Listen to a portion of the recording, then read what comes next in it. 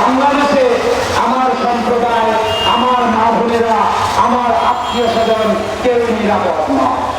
তবে রাস্তার অথবা অন্য কোনো স্থানে আঘাত করলে আমরা মেনে নিতাম যে ওখানে সন্ত্রাসী সংগঠিত সম্ভব। ওর বাড়িতে ঢুকে একজন মাইনরিটি নেতা, উনি হিন্দু মহাজোটের জেলা শাখার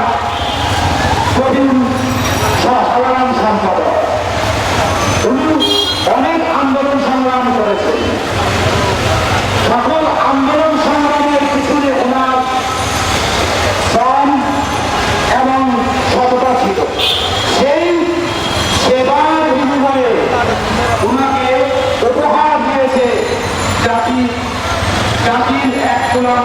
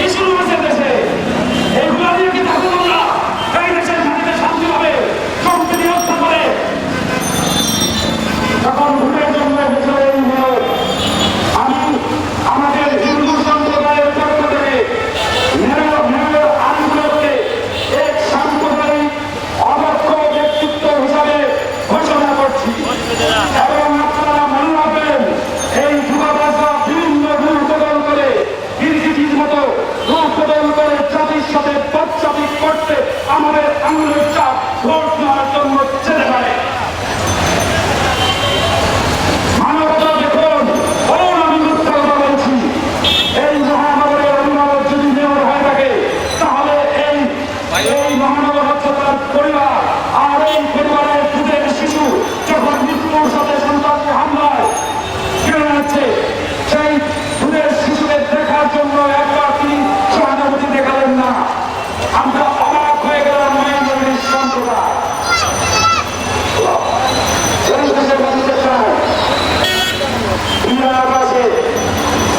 সম্পূর্ণ চিকিৎসার দায়িত্ব জননেত্রী মাননীয় বাংলাদেশ গণপ্রজাতন্ত্রের মাননীয় প্রধানমন্ত্রী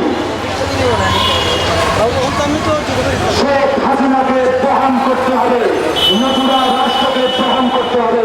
এটা রাষ্ট্রের ব্যক্তিগত নাগরিককে সে সুরক্ষা দিতে পারেনি। আমরা আমাদের ভবিষ্যৎকে বলতে চাই, যদি এই সম্প্রদায়কে দুর্বল ভাবেন তাহলে আপনারা গ্রহণ করবেন। এই সম্প্রদায় সংস্কৃতি মানা, এর সৃষ্টিশীল জাতি, এর মানে এটা নয় যে আমরা পৃথিবীর স্বতন্ত্র। আজ সন্তানদের যে হারে নিরাপত্তার আকার করেছে, এখানে যারা মানববন্ধন এসেছে তাদের নিরাপত্তাকে দেবে, এটাও চিন্তার ব্যাপার। তাই তো আমাদের রাস্তায় আন্দোলন করতে আমাদের সম্প্রদায়ের লোকরা এখনো স্বস্তিবোধ করে না। এই গণতন্ত্র সরকারকে ফিরিয়ে আনতে হবে, এই পরিবেশ রাষ্ট্রকে ফিরিয়ে আনতে হবে। তার জন্য যদি প্রয়োজন হয় তাহলে মাইনরিটি মন্ত্রণালয় গঠন করুন, মাইনরিটি সেল গঠন করুন, মাইনরিটিদের জন্য মাইনরিটি পুলিশ বাহিনী গঠন করুন। তবুও এদেশের মাইনরিটির নিরাপত্তা আপনাকে দিতে হবে প্রধানমন্ত্রী, কারণ আমরা স্বাধীনতার পক্ষের শক্তি। এদেশ ছেড়ে কোথাও যাব না, যাব না, যাব না। এই খলিলকে তার পরিচয় শুনে খলিল হচ্ছে সিলেটের সরকার অঞ্চলের এক ভাড়াটিয়া ছেলে। অর্ডিনারি পারিবারিক ইনকাম 500 টাকা। সে কর্মকাণ্ড কি করে? মন্দির ভাঙে, হিন্দু মহিলাদেরকে মারে, হিন্দু শিশু নির্যাতন করে। ওর ধারণা আছে সব হিন্দুকে মেরে এদেশ থেকে তাড়িয়ে দেবে।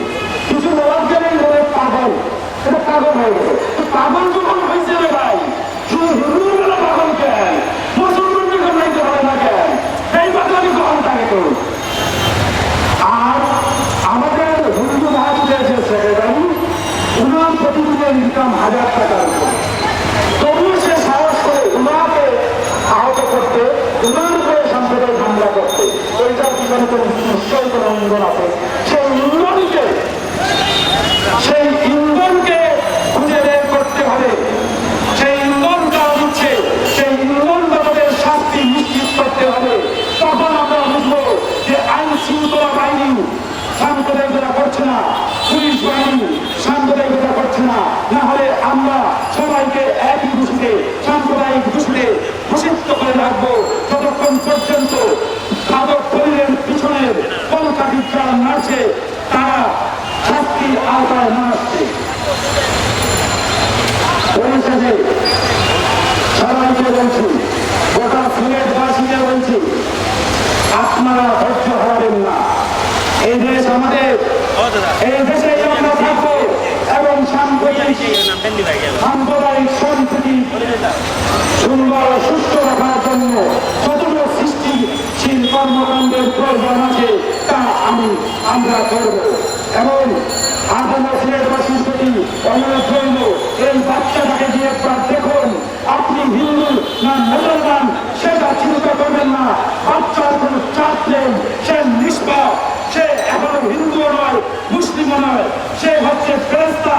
যদি আমি আমার মুসলমান ভাইদের ভাষায় বলতে চাই তাহলে বলবো ওই ফেরেশতা, ওর গায়ে এখন শয়তানের আট মারেনি, তবুও বৃহত্তর সন্তানরা ওকে টার্গেট করেছে।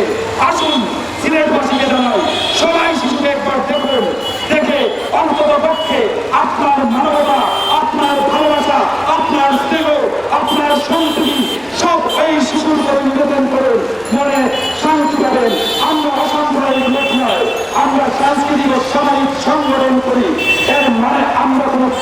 করি না, এটা কোন রাজনৈতিক কারণ নয়। যা ঘটবে তাই আমরা বলবো। আমাদের কণ্ঠকে কেউ স্তব্ধ করতে পারবে না, এমন কোন শক্তি তৈরি হয়নি। মৃত্যুর আগ পর্যন্ত আমাদের কণ্ঠ বলিষ্ঠ কণ্ঠ হিসেবে সমাজের উপকারের কাজে আসবে। এখন আমাদের অনেক ভাইয়েরা আছে, ওনারা আপনাদের সুখের কথা জানাতে চান, আশার কথা জানাতে চান, ভরসার কথা জানাতে চান। তাই আমি আমার সংক্ষিপ্ত বক্তব্য এখানেই শেষ করছি। সিলেটবাসীর প্রতি আমার